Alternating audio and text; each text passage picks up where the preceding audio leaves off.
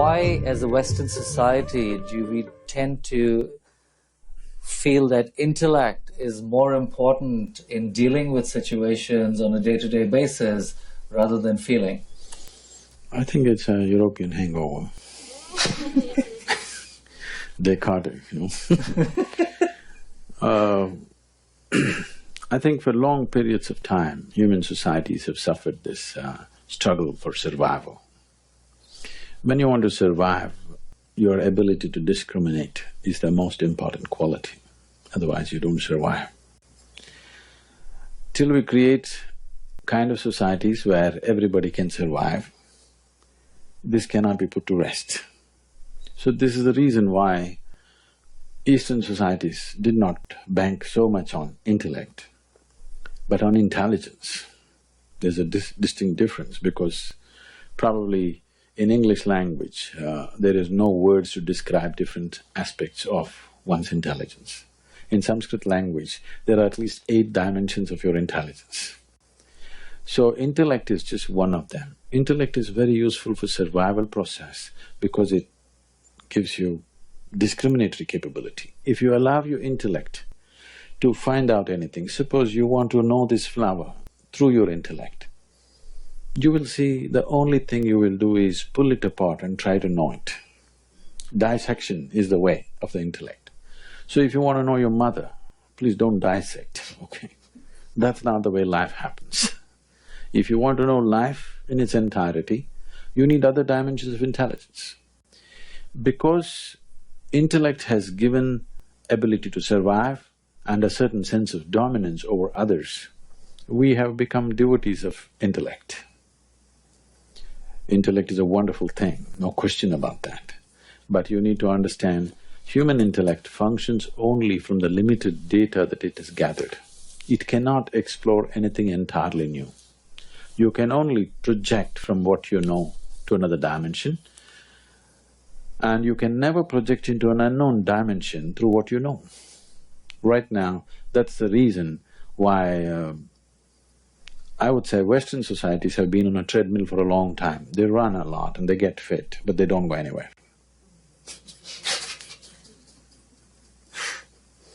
Fitness happens, of course. Okay, now when we talk about human identity and false association with certain stereotypes, why do we always strive to be a certain stereotype? I mean, why does everybody in Pennsylvania want to have a big house with a white picket fence? Why is that the status of having arrived? Because this is a society, this idea of role model is essentially from the West. So a few months ago I was being interviewed by someone from here, and this lady asked me, "Who is your role model, Sadhguru?" I said, "I don't roll with the models." Such an idea never occurred to me. It never occurred to me, how should I shape myself, in whose image? That never occurred to us. Because the East is always looking at how to turn inward and discover the deeper potential in you, never going out to be like somebody else. This is something which is there in the natural ethos of India, that you cannot be somebody else. You can never ever be someone else, you can only be yourself. And how to make this yourself into your full potential, full-blown growth is all. The traditional yogic examples go like this: if a mango tree looks at a coconut tree and thinks coconut tree is taller and aspires to become a coconut tree, it will become a no-good mango tree. So, every life is unique in its own way and has its own place. The only thing that life has to do is to find the necessary nourishment to get full-blown growth. If you become a full-blown yourself, and that's all you can do, otherwise you will become pretentious. So the problem is, once you go by your intellect, these two things are very connected. Once you go by your intellect, you will have a whole lot of information but you don't know anything. This is modern education. You have a whole lot of information with you, everybody is rattling out what… In a dinner party you can see people saying exact distance between planet Earth and planet Mars and everything, but what relevance is it? It is just that you can gather information like this. When you have information, you have a false sense of feeling that you know everything, but you know nothing. It may help you in the financial market to have information, but with life, what is needed is not information, what is needed is profoundness of purchase that you have into life. You need traction into life, experiencing life. You cannot know it.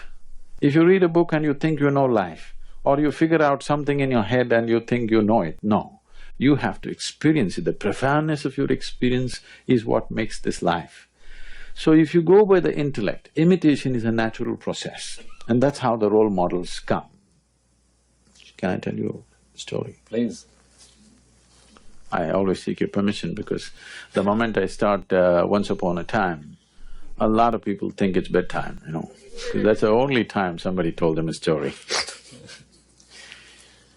So this happened in early 20th century.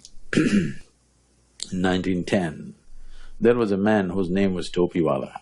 Topiwala means a hat seller, you know, people's second names indicate their trade sometimes. So he's going from village to village, town to town selling hats in the tropical heat.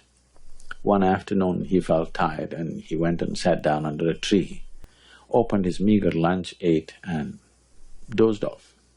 After a little while he opened his eyes and to his horror, all the hats were gone. He looked all over the place, no hats. When you do everything possible, when you don't know what else to do, people pray. So he looked up to pray and he saw a bunch of monkeys sitting there, all hats on. So he screamed at them, they screamed back at him. He abused them, they abused in their own language. He picked up whatever he could and threw it at them, they picked up whatever they could and threw it back at him. Not knowing what to do, out of sheer frustration, he took his hat and flung it on the ground. All the monkeys took their hats and flung it on the ground, and he picked them up and went about his business. 2013, December 21st, another man was going around selling hats. His name also happens to be Topiwala.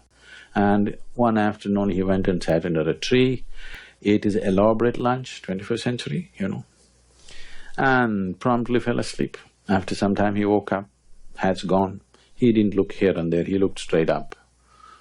A bunch of monkeys were sitting hats on. He got up and jived, they all jived. He made funny faces, they made funny faces. He had all the fun he wanted to have. When he was done, he picked up his hat and flung it on the ground. A baboon of a monkey quickly came down, picked up the hat, walked towards him, gave him a tight slap in the face and said, "You idiot, you think only you had a grandfather."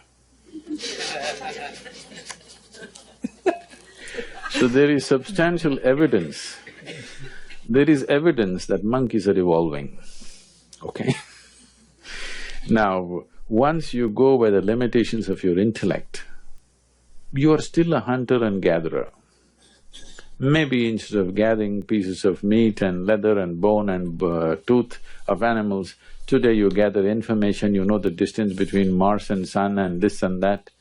Maybe you gather, but still the nature of the intellect is to gather. By gathering, if you gather so much, somebody who has this much, in front of that person, in comparison to that person, you look better. But in the experience of life, you will not feel any better. So if you have gathered that much, if somebody has gathered this much, then in front of that person you feel like nothing. So gathering is always by comparison. Your own gathering has no meaning. It is only in relation to somebody else's gathering being more meager than yours. Or in other words, in some way you start enjoying somebody else's incapability or failure or whatever. So this is the nature of the intellect, because it survives on what you have gathered.